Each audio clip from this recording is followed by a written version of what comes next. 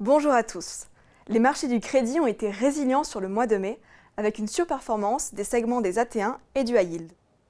La forte activité du marché primaire a été le principal moteur des flux sur le secondaire. Sur le segment investment grade, la fin de la saison des résultats et la sortie des périodes de blackout de communication financière ont alimenté le marché primaire. Les nouvelles émissions ont été bien accueillies avec des primes intéressantes.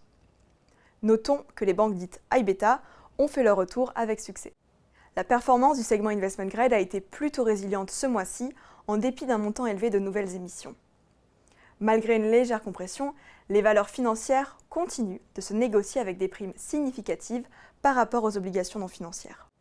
Nous restons prudents sur les secteurs les plus cycliques et profitons à la fois des valorisations attractives sur les dettes seniors de banques core et les primes avantageuses sur les nouvelles émissions d'émetteurs de bonne qualité. Sur le segment des subordonnés, les discussions de l'autorité bancaire européenne ont déclenché une surperformance significative des dettes Additional Tier 1 comparées aux autres segments. Les autres dettes subordonnées financières ont également profité de l'absence de mauvaises nouvelles sur les banques régionales américaines. Si le marché primaire des dettes AT1 demeure fermé, celui des autres catégories de dettes subordonnées a été actif. Nous avons notamment eu le retour de nombreuses émissions de tiers de bancaires ces derniers jours, bien accueillies, même pour des émetteurs high beta. La performance et les flux sur les dettes subordonnées devraient rester corrélés à la volatilité sur les taux qui demeurent élevés et aux nouvelles outre-Atlantique. Sur le segment du high yield, le marché primaire se reprend en Europe avec une demande soutenue des investisseurs pour les dossiers de bonne qualité. Le montant des émissions primaires nettes reste cependant négatif, ce qui participe à la compression des rendements avec l'investment grade. Le high yield surperforme donc notamment sur la partie la plus high beta.